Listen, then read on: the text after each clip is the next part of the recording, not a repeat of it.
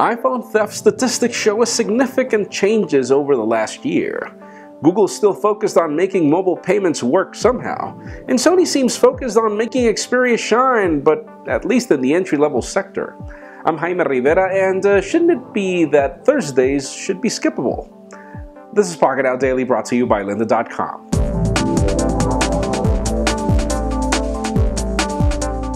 Let's begin today with what's official, starting with nvidia. The company has just sent out press invitations for an event to happen on March 3rd. No, it's not going to happen at MWC. It'll happen in San Francisco.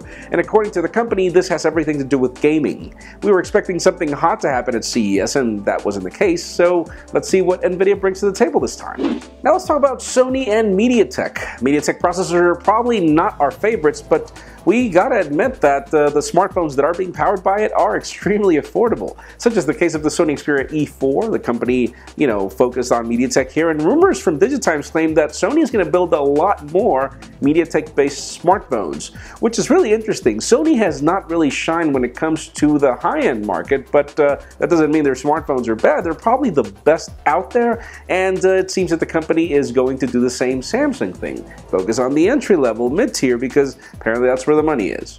And if you thought the Google Wallet was dead, it's far from the case. Apparently Google is working on this new product codenamed Plaso. It's Bluetooth enabled, and you won't need NFC. It seems that you walk into a store, the store clerk will detect you through your smartphone initials, and you will be able to pay everything wirelessly, meaning it seems you won't even need to walk to the store clerk. You'll just be able to do anything wherever you are within the store, which is really interesting. Hopefully it works. And we are just a couple of weeks away from MWC 2015, and we get more and more leaks on the Galaxy S6. That's probably going to be one of the hottest smartphones of the event, because it's a Galaxy smartphone, of course, but the design looks extremely different to every other Galaxy that we've seen. Probably the face is the same, and then the back and everything is just different. Look at the links in the description. We've got a ton of photos of leaked renders of the phone. The schematics apparently are right, and probably the most interesting thing is that the battery doesn't seem removable. Let's see what we get.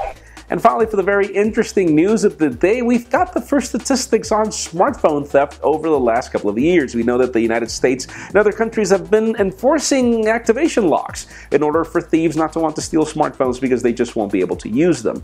Apple was one of the first companies to use this. Activation lock came with iOS 7, and it's been bundled into iCloud and Find My iPhone. It's really cool. You try to wipe a phone, whatever iPhone or iPad, and then if you try to activate it, you can't without the iCloud password, which is really cool. But interesting, statistics show us that after this was implemented, theft had dropped 40% in cities like San Francisco, 25% in New York, and a staggering 50% in London alone.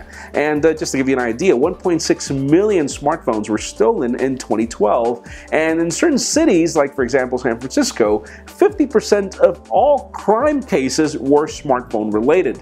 So it leads me to the question of the day. Have you ever had your smartphone stolen? And share us your experience. What phone was it and everything? In my case, it happened years ago. Anybody remember a company named E10? The E10 Glowfish something?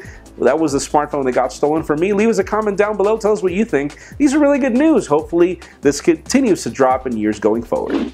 And folks, if you've ever wanted to learn web design or become a pro in Adobe tools, or hey, even build a video like this one, there are thousands of awesome courses at our sponsor, lynda.com/pocketnow. That's lynda.com/pocketnow for a free 10-day trial. You also know the drill. If you want to get the news earlier before this video is filmed, make sure you follow us on pocketnow.com and subscribe to our YouTube channel as well. You can follow me on Twitter, Jaime_Rivera. Please give this video a thumbs up if you like what you saw. I am Jaime Rivera. Thank you very much for watching. We'll see you tomorrow.